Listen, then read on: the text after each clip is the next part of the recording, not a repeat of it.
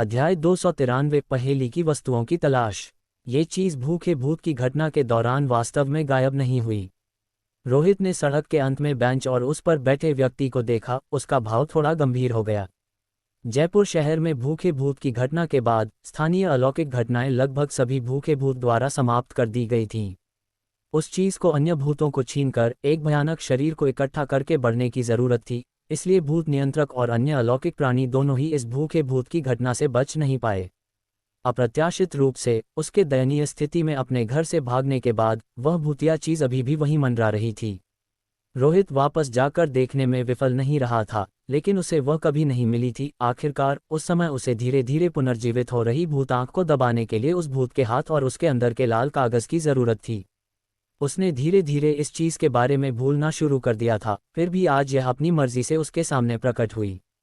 मैं इस चीज को यहीं कैद करूंगा। रोहित ने तुरंत अपने विचारों को मजबूत किया। वह कमजोर व्यक्ति नहीं था जो अभी अभी भूत नियंत्रक बना था। अब जब तक वह किसी भयानक और अघुलनशील भयंकर भूत का सामना नहीं कर रहा था, वह अभी भी उसे कैद कर सकता था। बिना किसी झिझक के उसने सीधे भूत क्षेत्र खोल दिया। भूत आंख से एक लाल बत्ती निकली, लेकिन अगले ही पल वह हक्का बक्का रह गया। लाल कागजों से आसमान भर गया, उसकी दृष्टि को रोकते हुए और भूत क्षेत्र के खुलने को भी बाधित करते हुए। क्या ये चीज भूत आंख को दबाने के लिए पैदा हुई हो सकती है? रोहित ने अपनी भौहें सिकुड़ी पिछले अनुभवों को याद करते हुए और तुरंत भूत आंख का उपयोग करने का विचार त्याग दिया। फिर उसके शरीर से धीरे धीरे एक काली छाया उभरी। इस छाया ने एक मानव रूपरेखा का आकार लिया और रोहित के शरीर के साथ ओवरलैप हो गई, इसे पूरी तरह से निगल लिया। अब रोहित का शरीर पूरी तरह से एक भूत छाया में बदल गया था, केवल उसकी गर्दन पर सिर ही बचा था। पहली नज़र में यह एक छाया जैसा दिखता था जिसके ऊपर एक मानव सिर था। सिर मरा नहीं था, अभी भी जीवंत था, आंखें दृढ़ता से आगे घूर रही थीं, जिससे किसी की रीढ़ में ठंडक दौड़ जाए। यह विचित्र और असंगत संयोजन असामान्य रूप से भयानक लग रहा था। अगर यह इस तथ्य के लिए नहीं होता कि रोहित अभी भी चेतना बनाए रख सकता था, तो वह खुद एक अलौकिक घटना होता। भूत छाया ने उसके शरीर को ढक लिया, सामान्य मांस की जगह ले ली और सिर के नीचे सब कुछ पूरी तरह से एक भूत में बदल गया था। इसके अलावा भूत छाया का पुनरुत्थान भी आसपास की वस्तुओं को प्रभावित करने लगा। रोहित के पैरों के नीचे स्याही जैसा एक घना अंधेरा धीरे धीरे चारों ओर फैल गया, जैसे कि यह जमकर एक काला द्रव्यमान बन जाएगा जो पूरी सड़क को निगल जाएगा। कुछ दिनों के आराम और ठीक होने के बाद वह व्यस्त रहा था। सिर रहित भूत छाया पर उसका नियंत्रण एक और स्तर तक सुधर गया था और भूत आंख के बिना भी वह कमजोर नहीं होगा। क्योंकि सिर रहित भूत छाया क्रैश हो गई थी, रोहित बिना उसके पुनरुत्थान की चिंता किए अस्थायी रूप से इस शक्ति का उपयोग कर सकता था, इसलिए विभिन्न प्रयास किए जा सकते थे। लेकिन सड़क के अंत में अखबार पढ़ती हुई बैठी चीज ने कुछ न करने की योजना नहीं बनाई थी। चारों ओर एक अजीब ठंडी हवा चलने लगी। लाल कागज हवा में उड़ गए। हर शीट पर एक मानव चेहरा था, हर चेहरा निराशा, डर और टूटन के भावों से भरा हुआ था।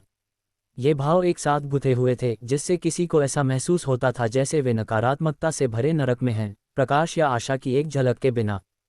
प्रत्येक कागज के पीछे का चेहरा एक मासूम व्यक्ति का प्रतिनिधित्व कर सकता है जिस पर हमला किया गया था, और निराशा के वे भाव वही थे जो वे मरने से पहले छोड़ गए थे। रोहित निश्चित रूप से पहला लक्ष्य नहीं था जिस पर हमला किया गया था, और पिंकू निश्चित रूप से आखिरी नहीं है। भगवान जानता है कि इस भूत ने कितने चेहरे एकत्र किए हैं। चेहरों वाला लाल कागज जमीन पर उड़ गया और वहां गतिहीन चिपक गया। फैलती हुई भूत छाया पर उड़ते हुए उन्होंने एक भारी पत्थर की तरह दबाव डाला, और आसपास की भूत छाया ने आश्चर्यजनक रूप से चलने की क्षमता खो दी, एक स्थिर अवस्था में प्रवेश कर गई। ऐसा लगा जैसे उन्हें दबा दिया गया हो। ज्यादा लाल कागज रोहित की ओर उड़े, खासकर वे चेहरों वाले। अब बुरी अभिव्यक्ति पहने हुए सीधे उसके चेहरे की ओर झपटे। वे रोहित के चेहरे को लाल कागज पर बने चेहरों से ढकना चाहते थे, उसे एक नया चेहरा देना चाहते थे। एक बार जब चेहरा बदलना सफल हो गया तो आगे क्या होगा यह अज्ञात था, लेकिन यह निश्चित रूप से अच्छा नहीं होगा। शायद रोहित की याददाश्त भी वहीं बदल दी जाएगी, वह इस भूत के लिए एक कठपुतली बन जाएगा। हर भूत की क्षमता बहुत अद्वितीय होती है और कुछ सहज रूप से अघुलनशील होते हैं। क्या भूत छाया इस लाल कागज से दब जाती है? हालांकि यह सिर्फ एक छोटा हिस्सा है, ये पहले से ही अकल्पनीय है। अगर इसका अच्छी तरह से उपयोग किया जाए तो ये ताबूत की कील नहीं हो सकती है, लेकिन क्षमता कितनी भी अजीब क्यों न हो, अगर यह पूरी तरह से दबा नहीं सकती है तो बेकार है। जब तक इसका आतंक स्तर उच्च नहीं है और वह चीज सफल नहीं होती है, मैं नहीं हारूंगा, रोहित ने खुद से सोचा। फिर उसने भावहीन होकर अपनी एक बांह पकड़ ली। कटाक टिल्ड, काली बांह हटा दी गई, जिसके नीचे उसका असली शरीर सामने आया। रोहित ने भूत छाया की शक्ति का उपयोग करके भूत छाया के शरीर का कुछ हिस्सा हटा दिया। यह इसका उपयोग करने का एक नया तरीका था, जो उस ताबूत की कील से प्रेरित था जिसने भूखे भूत को कैद किया था। रोहित के हाथ में भूत छाया की बांह को फिर एक भाले की तरह फेंक दिया गया। एक भयंकर भूत द्वारा बदले जाने के कारण उसके शरीर में सामान्य लोगों से परे शक्ति थी, और भूत छाया की बांह ने तुरंत कई लाल कागजों को छेद दिया जो उसकी ओर आ रहे थे, एक भयानक गति से बाहर उड़ते हुए। आखिरकार भूत छाया भी अन्य भूतों के शरीर को छीन सकती थी, जो अपने आप में दमन का एक रूप है। इस दमनकारी शक्ति को एक हथियार के रूप में उपयोग करना संभव है, और हालांकि यह ताबूत की कील जितना आसान नहीं है जो भूखे भूत को आसानी से हल कर सकती थी, रोहित को विश्वास था कि वह उच्च आतंक स्तर वाले भूतों को दबा सकता है। हालांकि उसके माथे पर भूत आंख सुचारू रूप से भूत क्षेत्र को नहीं खोल सकती थी, फिर भी वह सड़क के अंत में अखबार पढ़ते हुए व्यक्ति पर लॉक कर सकती थी। ये हमला गलत नहीं हो सकता था। अगले ही पल बेंच पर बैठा व्यक्ति जमीन पर गिर गया, उसके हाथ में लाल अखबार छेद हो गया। भूत छाया की बांह एक भाले की तरह उसे घुसा गई। क्या ये काम कर गया? रोहित को अनिश्चितता महसूस हुई, क्योंकि यह पहली बार था जब उसने ऐसी क्षमता का उपयोग करने का प्रयास किया था। अगर वह विफल हो जाता तो उसे एक दुर्भावनापूर्ण भूत की शक्ति का उपयोग करने के दूसरे तरीके पर विचार करना होगा। हालांकि अपेक्षाकृत कम खतरे के स्तर वाले भूत पर अभ्यास करना एक अच्छा अवसर था। यदि सफल होता तो इसका मतलब था कि अब से उसके पास दुर्भावनापूर्ण भूतों का मुकाबला करने का एक साधन होगा, बिना पिछले असामान्य घटनाओं की तरह निराशाजनक रूप से पैटर्न की तलाश किए, उन्हें कैद करने के लिए भूतों के व्यवहारिक दोषों का उपयोग किए। ये प्रभावी लग रहा था। उसके चारों ओर की वीरान सड़कें अचानक सामान्य होती दिखीं। सड़क के चारों ओर पैदल यात्री दिखाई देने लगे, और रोहित के चारों ओर फड़फड़ाते हुए चेहरे के आकार के कागज जमीन पर गिर गए, अब भयानक नहीं लग रहे थे। रोहित ने उन पर एक नज़र डाली। वे खून से सने मानव त्वचा के चेहरे थे। वे ऐसे लग रहे थे जैसे उन्हें अभी अभी जीवित लोगों की त्वचा से ताज़ा उतारा गया हो, और हर चेहरा अक्षुण्ण था, यहाँ तक कि पलकें भी, जैसे कि उनके पास अभी भी शरीर थे तो वहाँ वास्तविक जीवित व्यक्ति होंगे। इन चीज़ों को नज़रअंदाज करते हुए वह जानता था कि वे केवल दुर्भावनापूर्ण भूतों से प्राप्त असामान्य अभिव्यक्तियाँ थीं। स्रोत केवल एक था, वह ये देखने के लिए आगे बढ़ा कि परिणाम कैसा दिखता है। हालांकि जैसे ही रोहित नज़दीक आया, वह आश्चर्य में थोड़ा रुक गया। जमीन पर कुछ बिखरे हुए फटे हुए कपड़े थे। एक मानव त्वचा का चेहरा जो पहले ही फट चुका था, पिंकू का नहीं बल्कि एक अज्ञात महिला का, संभवतः एक मासूम शिकार। इसके अलावा कोई अन्य पीड़ित नहीं थे। झूठा, सिर्फ एक लोभ के समान कुछ। असली पिंकू शायद भागने के लिए अवसर का फायदा उठाया जब उसने पहले अपना कदम उठाया। रोहित ने भौहें सिकोड़ी। क्या यह आदमी जानबूझकर मुझे ढूंढने आया था, ये जानते हुए कि लाल कागज मेरी आंखों को दबा सकता है और इस तरह निडर था? उसका अपना भूत क्षेत्र दबाव में था, और भूत क्षेत्र के समान क्षमताओं के साथ वास्तव में उसके पास उसके सामने दिखावा करने के लिए पूंजी थी। हालांकि रोहित को नहीं लगा कि पिंकू को अभी भी एक सामान्य भूत मास्टर माना जा सकता है। उसे विश्वास था कि पिंकू की यादें पूरी तरह से बदल दी गई हैं, अप्रत्यक्ष रूप से उस भूत द्वारा हेरफेर किया गया है, अन्यथा उसका व्यक्तित्व इतना अपरिवर्तनीय नहीं होता, पहले से पूरी तरह से बदल जाता। फटे हुए कपड़ों के ढेर को एक तरफ धकेलते हुए और भूत छाया की बांह को पुनः प्राप्त करते हुए रोहित ने उन शब्दों को देखा जो पिंकू ने अपने खून से छोड़े थे, हम फिर मिलेंगे, अभी समय नहीं है। पूनम, पिंकू के लिए एक वारंट जारी करो, रोहित ने कहा। संदेश को नज़रअंदाज करते हुए वह अपनी कार की ओर वापस मुड़ा, सैटेलाइट लोकेटिंग फ़ोन उठाया और सीधे संचार अधिकारी से जुड़ गया। पूनम उसका कॉल पाकर हक्का बक्का रह गया। क्या जयपुर शहर में घटना पहले ही समाप्त नहीं हो गई थी? और क्या हुआ था? फिर भी रोहित के पास वास्तव में वारंट जारी करने का अधिकार था, और शर्तें पूरी होने पर एक व्यक्ति का राष्ट्रीय स्तर पर पीछा कर सकता था। पिंकू, वह कौन है? क्या तुम्हारे पास वहाँ कोई संबंधित फाइलें हैं? उसने क्या अपराध किया? पूनम ने ज्यादा नहीं पूछा, केवल कुछ बुनियादी जानकारी। मेरा सहपाठी, वह जो नंबर 7 मिडिल स्कूल से बच गया था। तुम्हारे पास वहाँ एक रिकॉर्ड होना चाहिए। अब उस पर एक दुर्भावनापूर्ण भूत द्वारा नियंत्रित होने का संदेह है, फिर भी उसने अपने खुद के विचार और बुद्धिमत्ता को बरकरार रखा है, और ऐसा लगता है कि उसने मेरी याददाश्त का एक हिस्सा विरासत में लिया है। वह मेरी परिस्थितियों से अच्छी तरह वाकिफ है। विशिष्टताएं स्पष्ट हैं क्योंकि केवल एक ही बार सामना हुआ है। इसलिए ये सिर्फ अटकल है। लेकिन मुझे यकीन है कि पिंकू एक विसंगति है, अगर अनदेखा छोड़ दिया गया तो ये बड़ी समस्या पैदा करेगा, रोहित ने सीधे बात की। ये सुनकर पूनम हक्का बक्का रह गया। क्या तुम मजाक कर रहे हो? ऐसी चीज हुई? ठीक है, मैं तुरंत वारंट जारी करूंगा, पूनम ने सबूत नहीं मांगा। जयपुर शहर में रोहित के शब्द ही पर्याप्त सबूत थे, कारणों की कोई जरूरत नहीं थी। अगर वह मिलता है तो मुझे तुरंत सूचित करें, मैं उससे निपट लूंगा, रोहित ने कहा। पिंकू की स्थिति को देखते हुए अब उसके सहपाठी होने की चिंता करने की कोई जरूरत नहीं थी। लेकिन हालांकि उसने ये कहा, उसे राष्ट्रीय चेहरे की पहचान प्रणाली के माध्यम से पिंकू को ढूंढने में सक्षम होने का ज्यादा विश्वास नहीं था। जमीन पर ये चेहरे सबसे अच्छे सबूत थे, वह पूरी तरह से दूसरा चेहरा बदल कर जी सकता था। ऐसा वारंट जारी करना आंशिक रूप से भाग्य के एक झटके की उम्मीद कर रहा था, कुछ न करने से बेहतर। हालांकि जैसे ही वह चला गया, जमीन पर तेजी से अपघटित हो रहे दुर्गंध वाले मानव त्वचा के चेहरों को देखते हुए रोहित को अकारण महिला भूत मास्टर सुनीता की याद आई। वह भूत चेहरा, अगर पिंकू को नियंत्रित करने वाला भूत अन्य लोगों के चेहरे इकट्ठा करता रहा तो क्या वह सुनीता के सिर के पीछे स्त्री पुरुष समान भयानक मुस्कुराते भूत चेहरे की तलाश कर रहा था? यदि यह इकाई सुनीता का चेहरा प्राप्त करने में सफल हो जाती है तो क्या होगा? किसी कारण से इसके बारे में सोचने पर रोहित के दिल में एक अस्पष्ट ठंडक दौड़ गई। लेकिन फिर उसे लगा कि यह शायद सिर्फ एक अजीब संयोग था। फिर भी क्या ये वास्तव में सिर्फ एक संयोग था? रोहित विचारों में खोया हुआ गाड़ी चलाता रहा। अध्याय 294 अंतिम नोट। कुछ गड़बड़ है। रोहित सड़क पर गाड़ी चला रहा था, लगातार पिंकू के साथ हुई बातचीत पर विचार कर रहा था।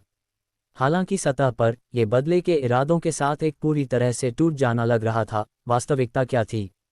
पिंकू ने अभी अभी जानबूझकर उसके सामने प्रकट होकर कुछ शब्द छोड़े थे और पहला संपर्क बनाने के बाद वह उससे वास्तविक रूप से निपटने के इरादे के बिना चला गया। इसके अलावा उसका छोड़ा गया अंतिम वाक्य, हम फिर मिलेंगे, अभी समय नहीं है, कुछ सवाल खड़े करता था। अगर पिंकू का मानना था कि उसकी वजह से उसके पूरे परिवार की मौत हुई है और वह अपनी नाराजगी उस पर निकालना चाहता था तो सामने से सामना करने की बिल्कुल जरूरत नहीं थी। इसके अलावा वह निश्चित नहीं हो सकता था कि पिंकू पूरी तरह से भूत द्वारा नियंत्रित था या नहीं, उनके सामना होने के बाद। या क्या ये था कि पिंकू ने भी उसका कुछ हिस्सा मास्टर कर लिया था और इसलिए वह उस भूत के लिए पात्र बन गया था? जानकारी में एक प्रमुख स्थान का उल्लेख किया गया था, जो वह जगह है जहां मैं पहले रहता था। पिंकू की घटना वहीं हुई थी, रोहित ने खुद से सोचा। फिर उसने पूनम से फिर से संपर्क किया, मेरे लिए पिंकू के परिवार की स्थिति की फिर से जांच करो। क्या वे लापता हैं या कोई बच गया? यदि वे लापता हैं तो कितने लापता हैं? यदि कोई बच गया तो वे कौन हैं? मुझे सटीक जानकारी चाहिए। ठीक है, लेकिन अभी जयपुर शहर एक बचाव अभियान चला रहा है और कई विभाग अस्थायी रूप से काम करने में असमर्थ हैं, इसलिए इसमें कुछ समय लग सकता है, पूनम ने कहा। रोहित ने कहा, बस परिणाम सुनिश्चित करो और इसे जितनी जल्दी हो सके पुष्टि करने की कोशिश करो। चिंता मत करो, मैं तुम्हारे लिए इसे संभाल लूंगा, पूनम ने बहुत गंभीरता से बात की। जयपुर शहर की घटना समाप्त होने के बाद इस ऑपरेटर का रवैया बहुत बदल गया था, जो विशेष रूप से दोस्ताना लग रहा था, पहले के कुछ परेशान करने वाले स्वर से पूरी तरह से मुक्त। इससे रोहित मदद नहीं कर सका, लेकिन आह भरकर यह सोचने लगा कि स्थिति और शक्ति होना कितना अच्छा है। सच्चाई की तलाश के उद्देश्य से वह एक बार फिर पुराने आवासीय परिसर में आया जहां वह पहले रहता था। कुछ महीने पहले जब वह अभी भी नंबर 7 मिडिल स्कूल में पढ़ रहा था तो उसने यहाँ खुद ही एक जगह किराए पर ली थी, जबकि उसकी माँ हमेशा शहर से बाहर काम कर रही थी। अलौकिक घटनाओं के शुरू होने के कारण भूत नियंत्रकों के मुख्यालय ने विशेष रूप से उसकी मां को जे सिटी में एक सुप्रसिद्ध कंपनी में काम करने के लिए व्यवस्था की थी। उन्हें वहां रखने के लिए विभिन्न तरीकों का उपयोग किया गया था। हालांकि उसने उनसे कुछ समय से संपर्क नहीं किया था, कोई खबर नहीं, अच्छी खबर थी, जिसका मतलब था कि सब कुछ ठीक था और रोहित को चिंता करने की जरूरत नहीं थी। ये अदृश्य लाभ, ईमानदारी से कहूं तो, कभी कभी काफी उपयोगी थे। आखिरकार जे सिटी अब देश में सबसे सुरक्षित जगह है, जिसकी कोई तुलना नहीं है। हम यहाँ हैं। रोहित आवासीय परिसर के प्रवेश द्वार पर पहुंचा, उसकी कार का अलार्म बज रहा था, जो किसी समस्या का संकेत दे रहा था। कोई नहीं दिख रहा था। एक जानलेवा चुप्पी। मंद रोशनी वाली सीढ़ियों में रोशनी गायब थी, जैसे कि उन्हें कई सालों से छोड़ दिया गया हो, और बुजुर्ग जो नीचे चौक में ताश खेलते थे और नृत्य करते थे, अब कहीं नहीं दिख रहे थे। हालांकि यह पुराना आवासीय परिसर थोड़ा असामान्य लग रहा था, रोहित जानता था कि परिसर में समस्याएं नहीं थीं, यह उसका अपना घर था। परिचित होने के कारण वह एक आवासीय इमारत में दाखिल हुआ और ऊपर चला गया। अपने पूर्व घर के दरवाजे पर पहुंचकर उसने पाया कि दरवाजा पहले से ही खुला था। अगर वह गलत नहीं था तो यह इसलिए होना चाहिए क्योंकि वह जल्दी में चला गया था और दरवाजा बंद नहीं किया था, न कि चोरी हुई थी। अगर चोर भी होते तो इस भूतिया घर में प्रवेश करने वाला कोई भी दुर्भाग्यशाली होता। पुरानी जगह पर वापस आकर रोहित को परिचित और अजीब दोनों महसूस हुआ। बस कुछ ही महीनों में उसने लगभग खुद की पहचान खो दी थी। बदलाव बहुत तेजी से हो रहे थे। वह अंदर चला गया। ये परिचित लेआउट था, केवल कमरा अब बहुत अधिक धूल से ढका हुआ था और कुछ और नहीं बदला था। यहाँ तक कि उसके बगल की खाने की मेज पर अभी भी उसके अधूरे इंस्टेंट नूडल्स और सॉसेज रखे थे जब वह अभी भी स्कूल में था। वह इतनी जल्दी में भूतिया घर से भाग गया था कि वह अपने साथ कुछ भी नहीं ले गया, एक पैसा भी नहीं था, और अंत में उसने कुछ अपमानजनक साधनों का सहारा लिया ताकि कुछ पैसे इकट्ठा किए जा सकें। अब पीछे मुड़कर देखने पर वे अनुभव वास्तव में काफ़ी दिलचस्प थे। यह क्या है? रोहित ने बैठक कक्ष को रोशनी देने के लिए अपने फ़ोन की रोशनी का इस्तेमाल किया और पाया कि फर्श पर फटे कागज़ का एक ढेर था। उसे यकीन था कि ये उसके उपयोग के बाद नहीं छोड़े गए थे। कागज़ किसी ने फाड़ दिए थे, लेकिन बुरी तरह से नहीं। यादृच्छिक रूप से कुछ टुकड़े उठाते हुए और उन्हें एक साथ जोड़ते हुए उसने पाया कि उन पर पिंकू द्वारा छोड़े गए शब्द थे। मेरी याददाश्त में समस्या आ रही है और मेरी स्थिति गंभीर है। मुझे कुछ चीज़ें कलम से लिखनी चाहिए। रोहित सही था, एक दुर्भावनापूर्ण भूत को नियंत्रित करना एक दुष्स्वप्न का अनुभव है। मुझे अपनी पिछली जिज्ञासा पर अफसोस है। यह अब मेरे दिमाग में है और मैं कुछ बहुत महत्वपूर्ण यादों को भूलता जा रहा हूं, जबकि कुछ जो मेरी नहीं है वे सामने आ रही हैं। जयपुर शहर में अंधेरा हो गया है। मैं यहाँ रोहित से मदद लेने आया था, लेकिन मैं उसे ढूंढ नहीं पाया। इस घर में एक भूत है। जब तुम ये नोट पढ़ो तो तुरंत भाग जाओ। इस जगह को छोड़ दो। मेरा नाम पिंकू है। तो केली कौन है? और एंडी कौन है? मेरे पास कई लोगों की यादें क्यों हैं? सभी भूतों को नियंत्रित नहीं किया जा सकता है। मुझे लगता है कि मैं उस चीज़ को नियंत्रित नहीं कर सकता। यह मुझे अपने कब्जे में ले रहा है। मुझे लगता है कि मैं पागल हो रहा हूँ। नोट्स को देखो, जल्दी से। याद रखो, तुम्हें नोट्स को देखना चाहिए। नोट्स में जो लिखा है उस पर विश्वास मत करो। एक भूत ने मुझे उन्हें छोड़ने के लिए कहा। उद्धरण चिन्ह ... उद्धरण चिन्ह। रोहित ने पिंकू द्वारा लिखे गए नोट्स को देखा, फटे हुए कागज़ को एक साथ जोड़कर एक अधूरा कहानी का निर्माण किया। पिंकू अकेले यहाँ मदद लेने आया था, शायद इसलिए कि उसने अपने खुद के घर का दरवाजा खुला देखा और जिज्ञासा से दाखिल हुआ। उसके बाद उस पर एक दुर्भावनापूर्ण भूत ने हमला किया। फिर उसके दिमाग में यादें अस्त व्यस्त हो गईं, लेकिन ऐसा लगा कि पिंकू ने किसी बिंदु पर संघर्ष किया, जैसे भूत से लड़ रहा हो। लेकिन अंतिम परिणाम ये हुआ कि पिंकू भूत को नियंत्रित करने में विफल रहा। वह विफल रहा, उसकी याददाश्त पूरी तरह से फिर से लिखी गई और उसके दिमाग में कई अलग अलग लोगों की यादें दिखाई दीं। पिंकू को इसका एहसास हुआ और उसने नोट्स छोड़कर खुद को याद दिलाने की कोशिश की, लेकिन एक दूसरे भूत ने नोट्स में एक संदेश छोड़ा जिसमें उसे इन शब्दों पर विश्वास न करने के लिए कहा गया। फर्श पर टुकड़ों में बंटा कागज़, टूटी हुई कलम और संघर्ष के संकेत सभी पिंकू के लिए एक बहुत लंबा और दर्दनाक समय इंगित करते हैं। अंत तक संघर्ष करते हुए पिंकू विफल रहा। उसने अपना खुद का व्यक्तित्व खो दिया और कुछ और ने उसकी याददाश्त को विरासत में ले लिया। मुझे लगता है कि कोई आशा नहीं बची है। मैं गायब होने वाला हूँ। मुझे नहीं पता कि मैं कितनी देर तक चेतन रह सकता हूँ। मैं रोहित नाम के किसी व्यक्ति से संपर्क करना चाहता था, लेकिन अब मुझे ये भी याद नहीं है कि वह कौन है। मुझे बस इतना पता है कि वह महत्वपूर्ण है और मेरी मदद कर सकता है। कागज़ के एक टुकड़े पर पिंकू ने निराशा का एक संदेश छोड़ा। रोहित इसे देखकर शांत हो गया। बिखरे हुए कागज़ों को उठाना जारी रखते हुए उसने सोफे के नीचे कचरे के ढेर के नीचे एक दोहराया जाने वाला संदेश पाया। रोहित, जब तुम इसे पढ़ो तो तुम्हें मुझे मार डालना चाहिए। यह मत सोचो कि मैं पिंकू हूँ। मैं अब खुद नहीं हूँ। यह मेरी याददाश्त का उपयोग करके तुम्हें ढूंढ रहा है। मुझे मार डालो, जो कोई भी हो उसे मुझे मार डालना चाहिए। इसे सफल न होने दो। कई कागज़ों पर पिंकू के जीवन को समाप्त करने की याचना थी, लेकिन ढेर के सबसे गहरे हिस्से में उसने कागज़ का एक विशेष गट्ठा पाया जिसे फाड़ा नहीं गया था, जैसे जानबूझकर वहां छिपाया गया हो। मैंने उसकी क्षमताओं में से एक का पता लगा लिया है। ये यादों को बदल सकता है, उन्हें ले सकता है। इसलिए चेतना के अंतिम क्षणों में मैं खुद को सम्मोहित कर सकता हूं और उस चीज को अवशोषित करने के लिए एक झूठी याद लगाने की कोशिश कर सकता हूं। मुझे नहीं पता कि यह काम करेगा या नहीं, लेकिन यह मेरा आखिरी मौका है। मैं बस यही कर सकता हूं। रोहित, मुझे माफ करना। मैं बहुत बेकार हूं और मैंने तुम्हारे लिए परेशानी खड़ी कर दी है।